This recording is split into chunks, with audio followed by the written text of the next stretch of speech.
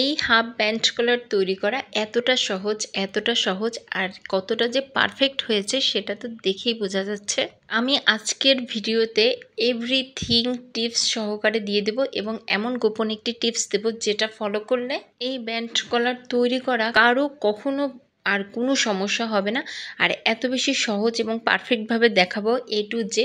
যারা মনোযোগ সহকারে দেখবে নতুন এবং যারা তৈরি করেছে হয় নাই তাদের ভীষণ উপকার আসবে। আমি একই রকম দুটি তৈরি করে নিয়েছি। আমি পয়েন্টে পয়েন্টে দেখিয়ে দেব, ভিডিওটির কোথাও স্কিপ করবেন না। আমি যত সম্ভব চেষ্টা করেছি শর্ট করে করার এবং সম্পূর্ণ ডিটেলস আলোচনা করার। এই জামাটা সম্পূর্ণ তৈরি করার পর কিন্তু অসম্ভব রকমের সুন্দর লাগতেছে। আমি নেক্সটে এই পাইপিং দেওয়াটাও দেখিয়ে দিব। তো আর কথা বাড়াবো না। হ্যালো এভরিওয়ান, আসসালামু আলাইকুম। আপনাদের সাথে আছে আমি মৌসুমী। যে কোনো কলার দেওয়া ড্রেস তৈরি করার ক্ষেত্রে অবশ্যই একটা জিনিস বিশেষভাবে মাথায় রাখতে হবে, শোল্ডারের মাপ নর্মাল কামিজের থেকে কমপক্ষে 1 ইঞ্চি আপনার বেশি নিতে হবে, মানে 1 ইঞ্চি আপনার নিতেই হবে। তবে পুরানো যদি কোনো কামিজ স্যাম্পল হিসেবে থাকে তখন আপনি মেপ নিলে এটা আপনার জন্য সুবিধা হবে। আর যে কোনো কামিজের মাপ নেওয়ার জন্য অবশ্যই কিন্তু আপনি কামিজটাকে উল্টা দিকে করে নেবেন। তো আমি 44 ইঞ্চি বডির জন্য করতেছি। এইখানে আমার 17 ইঞ্চি ছিল, তো সেটাকে আমি অর্ধেক পরিমাণে ভাঁজ করে নিয়েছি। আমি কিন্তু স্ক্রিনে অলরেডি দেখিয়ে দিয়েছি, তো এই জন্য আমার 8.5 হয়েছে। তবে যাদের বডি 40-42 তারা আপনারা 8 নেবেন, একেবারে পারফেক্ট হবে, এতে আপনাদের কোনো সমস্যা হবে না। আর কামিজ হলে আমরা এখানে শোল্ডারের ক্ষেত্রে কি করতাম, 7 নিতাম, তো এখানে আমি 8 নিতে বলেছি। 8.5 মানে বোঝাই যাচ্ছে যে আপনার কলারের জন্য হাফ ইঞ্চি নিলে হবে না, 1 ইঞ্চি থেকে 1.5 ইঞ্চি এক্সট্রা নিতে হবে। আর শোল্ডারের সমপরিমাণ 8.5 ইঞ্চি আমি এখানে আর্মহোলের জন্য নামিয়েছি। কামিজের ক্ষেত্রেও কিন্তু আর্মহোলে এইরকম একটু বেশি নিয়ে নামাবেন, তাহলে দেখবেন কি হাতাটা কখনো আর টাইট হবে না, মানে সবসময় খুব ইজিভাবে পরতে পারবেন। তো দেন এখন আমি যেহেতু 44 ইঞ্চি বডির জন্য তৈরি করেছি, তো স্ক্রিনে আমি দেখিয়ে দিলাম যে কোনো বডির মাপের জন্য আপনারা মূল যে বডিটাকে আপনারা 4টা ভাগে ভাগ করবেন, তারপরে যা হবে সেটাই আপনারা নেবেন। তো এখানে যদি যাদের 40-42 তো আপনারা 10-10.5 সেইভাবেই নেবেন। আর কামিজের সাইড ফাড়া কিন্তু যে যেমন পরতে পছন্দ করে, অনেকে সাইড ফাড়া একটু বেশি দেয়, অনেকে একটু কম দেয়। তো মোট সাইড ফাড়া যা নেবেন তার একদম ফিতা ভাগ করে হাফ পরিমাণে নিয়ে আপনি কোমরের জন্য নেবেন। আর এখানে কোমর যেহেতু 40 ছিল, আমি 4 ভাগে 10 ইঞ্চি নিয়েছি। আর এখানে হিপের মাপটা আমি দেখাচ্ছি না, কারণ তাহলে একদম পুরো ডিটেলস আলোচনা করতে গেলে অলরেডি অনেক বেশি বড় হয়ে যাবে। তো বাকিটা সব নর্মাল কামিজের নিয়মেই হবে। এবার আর্মহোলের জন্য যে কার্ভটা করতে হবে, এটা 1.5 থেকে 1.25 ইঞ্চি পরিমাণ নিলেই আপনার সুন্দর একটা রাউন্ড শেপ চলে আসবে। আর যে লম্বা আর্মহোলের জন্য আমরা 8.5 ইঞ্চি নিয়েছি, ওইখানের মিডিল থেকে নিলেও হবে, একটু কম বেশি হলে আসলে কোনো সমস্যাই হয় না। এখানে অনেক মাপ ঝোপ ফিতা ধরে পয়েন্টে পয়েন্টে দেখালে হবে কি, নতুন যারা আছে তাদের মাথাটা হ্যাং হয়ে যায় যে এত মাপ কিভাবে নিব। আসলে একটু কম বেশি হলে সত্যিই কিছু হয় না। তো এখানে সুন্দর একটা ফিনিশিং আনার জন্য আমি হাফ ইঞ্চি শোল্ডার ডাউন করে নিচ্ছি। দেন এবার আমি দাগ বরাবর কেটে নেব।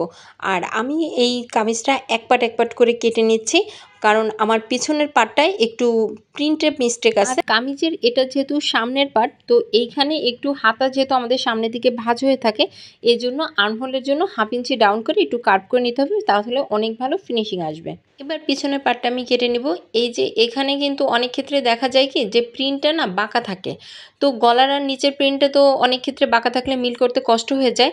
আর নিচ শুধু যদি মিল করার প্রয়োজন হয় তাহলে এই দেখেন আমি মাঝখানে ফুলটা মাঝখানে রাখলাম, তারপরে কাপড়টা যখন ভাঁজ দিলাম, এটা আসলে আমি দেখানোর বা শেখানোর একটু চেষ্টা করেছি, না হলে কিন্তু অনেক সময় কাপড় আর কি নিলে এলোমেলো হয়ে যায়। তো সাইড এলোমেলো হলে সমস্যা নেই।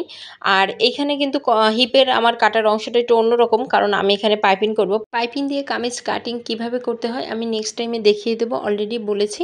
আর এখানে দেখিয়ে দিলাম পেছনের পার্ট এবং সামনের পার্টের যে আর্মহোলের কাটিংটা হাফ ইঞ্চি বা 1 ইঞ্চি একটু ডাউন করে নিয়ে কাটতে হবে। এবার একটা পেপার পেস্টিং নিয়ে নিলাম। একটা জিনিস খেয়াল রাখতে হবে, কলার দিয়ে গলা করলে একটা সমস্যা যেটা হয়, আপনার সামনের পার্টের অংশটা কিন্তু একটু বড় নিতে হবে, না হলে আপনার মাথা থেকে ঢুকবে না, মানে এই দিকটা কিন্তু মাথায় রাখতে হবে। তো আমি 9 ইঞ্চি বাই 9 ইঞ্চি নিলাম। আর আমি যেটা দেখানোর চেষ্টা করলাম, পেপার পেস্টিংয়ের এক পাশে কিন্তু গ্লেজি ভাব আছে, ওইটা হলো আঠার অংশ, ওইখানেই আপনার হিট প্রয়োগ করলে ওটা গলে কাপড়ের সাথে লেগে যাবে। তো এই টিপসগুলো দেওয়া আসলে নতুনদের জন্য, যারা সবসময় কাজ করে তাদের এটা আসলে বলা শেখানোর কিছুই নাই, কিন্তু নতুন অবস্থায় না আসলে বুঝে ওঠাটাও কিন্তু কষ্ট হয়ে যায়। আর যাদের জানা তাদের কোনো কিছুতে আসলে সহজ সমস্যা হয় না, তারা দেখলেই খুব সহজে পেরে যায়। তো আমি এই সাইডে আমি স্কিনও দেখিয়ে দিলাম, আমি 3 ইঞ্চি পাশে নিয়েছি আর 7 ইঞ্চি ডিপ নিয়েছি। এভাবেই নিতে হবে, না হলে কিন্তু আপনার গলাটা ছোট হয়ে যাবে। আর যারা একটু স্বাস্থ্য ভালো তাদের প্রয়োজন একটু বড় নিতে হবে। তবে কামিজের মতো যদি সামনে থেকে ছোট নেই তাহলে কিন্তু আসলে তৈরি করার পর দেখা যাবে মাথা ঢুকাতে প্রবলেম হয়ে যাবে, তখন কিন্তু খুলে ঠিক করাটা অনেক কষ্টদায়ক। আর এই পান গলাটা আসলে কোনো ভিডিও দেখানোর মতো কিছু নাই, এটা খুব ইজি একটা গলা। আর কি মাপটা ঠিক মতো নিয়ে যে কোনো গলা কাটার জন্য আপনার বক্সটা তো অবশ্যই ঠিক মতো নিতে হবে। আর পান গলার শেপ দেওয়াটাও খুব ইজি, এবং সাইড থেকে আমি 1 ইঞ্চি এক্সট্রা নিয়ে নিলাম কাপড়। প্রয়োজনে 1.5 ইঞ্চিও নেওয়া যায়, কিন্তু 1 ইঞ্চি মাপটাই পারফেক্ট হয়। আর এইটা কিন্তু এই যে গলার পেস্টিং করার জন্য আলাদা করেই কিনতে পাওয়া যায়, গজ আপনার 5 থেকে 6 টাকা করে নিতে পারে। তো এটা দিয়ে গলাটা করলে অনেক বেশি সুন্দর হয়। আর চাইলে এই পেপার পেস্টিংও আপনারা কেটে নিতে পারেন। তো আমার কাছে যখন এটা আছে তো আমি এটা দিয়েই করব। তো দুইটা সাইড আমি একসাথে করে একটু কার্ভ করে নিব। আর এইটা কার্ভ করাটাও অনেক ইজি, তারপর আমি দেখিয়ে দিচ্ছি। মানে যখন আমি বলেছি, কথা দিয়েছি যে আপনাদের সম্পূর্ণরূপে চেষ্টা করব আর কি পয়েন্টে পয়েন্টে শিখে দেওয়ার জন্য, এজন্য আমি একটু ডিটেলসে তার ভিতরেও শর্ট করার চেষ্টা করেছি যেন কোনো একটা অংশ মিস না হয়ে যায়। এই বক্রমটা কিন্তু মোটামুটি একটু ভালোই মোটা, এটার চওড়াটা দিয়ে কিন্তু কলার করে। তো যাই হোক, এটাও কিন্তু একপাশে খুব গ্লেজি আঠা দেওয়া আছে। তো যখন বসাবেন তখন একটু খেয়াল করে বসাইতে হবে, না হলে আর কি আঠা পাশ কাপড়ের সাথে লাগাইতে হবে, যেটা আর কি চিকচিক করে। না হলে দেখা যাবে আপনার যদি ওইটা উপরে রাখেন তাহলে কিন্তু আয়রনের সাথে উঠে আসবে, কাপড়ে না বসে। একটু নতুন যারা তাদের একটু খেয়াল করে নিতে হবে, বা আমাদেরও এখনও মাঝে মাঝে ভুল হয়ে যায়, মানে তাড়াহুড়ায় থাকলে। তো এটার ক্ষেত্রেও তাই, এভাবে কিন্তু ডলতে ডলতে একসময় এই যে খুব সুন্দরভাবে আঠাটা আটকে গেছে কাপড়ের সাথে। এবার সাইড থেকে একটু 1/2 ইঞ্চি বরাবর কেটে আমি দেন একটু কার্ভ করে দিচ্ছি, এটা না কাটলেও চলে। তো কেটে নিলাম, এখন যেন সেলাইটা খুব সুন্দর হয়। আর ভিডিওর এই অংশে আপনাদের কাছে আমি একটা আন্তরিক রিকোয়েস্ট রাখতে চাই। আসলে একটা ভিডিওর পিছনে আমি বারবারও বলি অনেক বেশি শ্রম থাকে। আপনাদের একটা সামান্য লাইক দিতে বেশি কষ্ট হয় না, বাট আমাদের কিন্তু অনেকের কাছে এই ভিডিওটা পৌঁছে দিতে অনেক বেশি সাহায্য করে। তাই আন্তরিক অনুরোধ থাকলো, আর যে একটা লাইক দিয়ে ভিডিওটা কন্টিনিউ করেন। আর আমার এই ছোট্ট পরিবারে আমাকে ভালোবেসে যারা পছন্দ করে পরিবারের সদস্য হয়ে গিয়েছেন, তাদের সকলকে জানাচ্ছি আমার আন্তরিক শুভেচ্ছা। আপনাদের অনেক বেশি অনুপ্রেরণা পেলেই তো আমি নতুন নতুন ভিডিও দেওয়ার জন্য খুব আগ্রহী থাকবো, তাই না? আর না হলে মন ভেঙে গেলে কবে যে ঠুস করে বন্ধ করে দিই, আসলে সেটারও একটা ব্যাপার। কারণ আমার সামনে একটা প্ল্যান আছে, আমি কয়েকটা কামিজের সুন্দর সুন্দর ডিজাইন আপনাদের সাথে শেয়ার করব। কিছু রেডি করতেছি, আবার কিছু করব, তো একসাথে কয়েকটা হলে আপনাদের সাথে শেয়ার করব। আর সেগুলি দেখতে গেলে অবশ্যই তো আমাকে ভালোবেসে আমার পাশে থাকতে হবে, তাই না? আপনাদের ভালোবাসা সাপোর্টই তো আমার অনুপ্রেরণা। তো কথা বলতে বলতে কিন্তু কাজও অনেকটা এগিয়ে গিয়েছে, আর এটা বলার কিছু নেই, এগুলো দেখেই বুঝে নেওয়া যায়। তো এক্সট্রা কাপড় অনেকটা পরিমাণে আর কি রয়ে গিয়েছে এখানে। প্রথমে একটু কাপড় বেশি নেবেন, কম পড়লে দেখা যায় জোড়া দেওয়ার সময় কিন্তু ঝামেলা হয়। বেশি হলে সমস্যা হয় না, সেটা কিন্তু কেচি দিয়ে কেটেই ফেলা যায়। যে এখন আমি এক্সট্রা কাপড়টা কেটে নিব, তবে খুব বেশি কাটবো না, কারণ আমি এখনও মানে ঠিকমতো কমপ্লিট করতে পারি না যে আমার কতটা লাগবে। একটু বেশি রেখে কাটবো, প্রয়োজনে আবার কাটবো। আর ওই যে বললাম, একবার কম পড়লে আমি কোথায় পাবো, তাহলে আবার প্রথম থেকে করতে হবে। তো যাই হোক, এবার আমি খুব সুন্দরভাবে চাপ সেলাই দিয়ে নেব। দেখেন আমি কিন্তু এখন পর্যন্ত এই গলায় মানে শুধু ফিউজিং বসানো ছাড়া আয়রন দিই নাই, তাতেই কিন্তু গলার খুব সুন্দর একটা ফিনিশিং চলে আসছে, আপনারা দেখবেন বাকিটুকু বসানোর পরও। তো যাই হোক, একটু ধৈর্য নিয়ে দেখেন। আমি আসলে একটু ডিটেলসে দেখাচ্ছি যেন কোনো অংশ মিস না যায়, কারণ এক এক জায়গায় একটু ভুলের জন্য কিন্তু ডিজাইনটা নষ্ট হয়ে যেতে পারে। কারণ গলার কিন্তু আপনারা প্রথমে দেখেছেন কতটা সুন্দর ফিনিশিং আসছে। আর এখন আমি চক দিয়ে দাগ দিয়ে দিচ্ছি, এটা কিন্তু অনেকে বলতে পারবেন আপু না দিলেও হয়, কিন্তু এইটা যে দেয়া কি পরিমাণ সুবিধা, এই চকটা দিয়ে মার্কিং করে নেওয়া, যখন আপনি এটা বসাইতে যাবেন গলায় তখন কিন্তু আপনি বুঝতে পারবেন। তো যাই হোক, এই যে সামনের পার্ট আর পেছনের পার্ট আনফোনটা তো ছোটো বড় দেখেই বোঝা যাচ্ছে। আর আমি আবার একটু মেপে নিলাম যে 8.5 ইঞ্চি ঠিক আছে নাকি। আসলে কামিজ তৈরি করার সময় অনেকবারই মেপে নিই যে ভুল হলো কিনা, কারণ একবার ভুল হয়ে গেলে তখন কিন্তু আসলে গুছানো কষ্টকর। তো যাই হোক, আর গলার যে 3 ইঞ্চি সেটাও আমি মিডিল পয়েন্ট সেট করে তারপরে দেন এখন ফিউজিংটা বসিয়ে নিচ্ছি। আর এটা কিন্তু মাঝখানে একটা সেলাই দিয়েও আটকে নেওয়া যায়, তবে আমার মনে হয় হিজাবের এই সুইগুলো দিয়ে বসিয়ে নিলে দেন বসানোও সহজ, খুলে ফেলাও সহজ। এখন ফিউজিংয়ের পাশ ঘেঁষে আর কি সেলাইটা দিতে হবে সুন্দর করে, একটু ধৈর্য নিয়ে আসতে দিবেন। আমি তো একটু ফাস্ট ফরওয়ার্ড করেছি, না হলে তো ভিডিও অনেক বেশি লং হয়ে যাবে। তবে একটু চেষ্টা করবেন ফিউজিংয়ের উপরে যেন সেলাইটা না বসে, আর একদম পাশ ঘেঁষে দিবেন। আর যখন কাটবেন তখন আরও একটা জিনিস খেয়াল রাখতে হবে, এই যে সেলাইটা দিলেন এইটার কাছে যেন সেলাইটা না আসে, মানে কাটাটা যেন না আসে।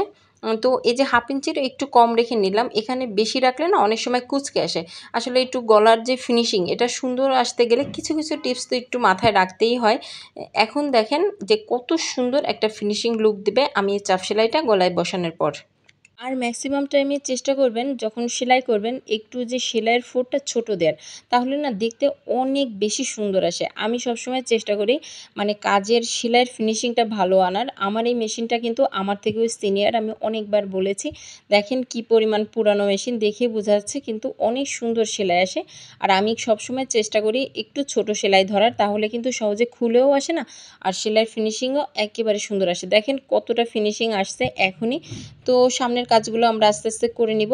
এখন এই যে পিছনেও 3 ইঞ্চি বরাবর মাপটা কিন্তু বারবারই আমি দেখাই দিচ্ছি, কারণ আপনারাও বারবার মেপে নেবেন, কারণ একটু কম বেশি হলে না পরবর্তীতে আবার আপনাদের খুলতে হবে। আর এই যে যখন মেপে মেপে নেবেন তখন কিন্তু আর সেই সম্ভাবনাটা থাকে না। এই যে মানে সব জায়গায় চেষ্টা করেছি আমি আসলে মানে উল্লেখ করার, যেন কোনো একটা জায়গা মিস না হয়। এই জন্য একটু হয়তোবা বড় হয়ে গেছে, তবে আপনারা উপকৃত হবেন। আর এইখানে অবশ্যই ডাবল সেলাই দিয়ে নেবেন। আর সেলাই যেহেতু সুতার একটা ব্যাপার, এমনভাবে প্রথমে সেলাই করা উচিত যেন আমি মনে করি কাপড়টা ছিঁড়ে যাওয়া অবধি আপনার সেলাইটা যেন না খুলে একটা অংশ। আর কারণ রেডিমেডটা তো খুলে যায়, কষ্ট করে টাকা খরচ করে যারা বানায় বা নিজের জন্য কষ্ট করে বানায়, তো সেলাই যদি খুলে আসে সেটা কিন্তু দুঃখজনক, তাই না? তো এই জন্য ছোট ছোট সেলাই দিয়ে একটু ভালোভাবে নিলে কিন্তু একদম লাস্ট পর্যন্ত অনেক বেশি টেকসই হয় সেলাইটা। কামিজটা এবার আমি উল্টা সাইড করে নিয়েছি এবং মিডিল থেকে দুইটারই, কামিজেরও গলার মিডিল এবং কলারটারও গলার মিডিল থেকে আমি সেলাই শুরু করেছি। আর এই যে আমি চক দিয়ে যে মার্কিং করে নিয়েছিলাম এবং সেই বরাবর আমি সেলাই করব। আর অবশ্যই নিচের দিকে একটু খেয়াল রাখতে হবে যেন এইখানে কোনো কুঁচকে না থাকে, মানে ভাঁজ না আসে সেলাইতে, তাহলে কিন্তু এখানে একটা মানে পরবর্তীতে যখন উল্টাবেন ফিল্টাম দিক থেকে তখন কিন্তু একটা ভাঁজ দেখা যাবে। এখন খুব সুন্দর করে এই কর্নারটা ধরে সিকিউর করে নিতে হবে একেবারে, আর কি দেখে বোঝাচ্ছে, এখানে কিভাবে বোঝাবো বুঝতে পারতেছি না।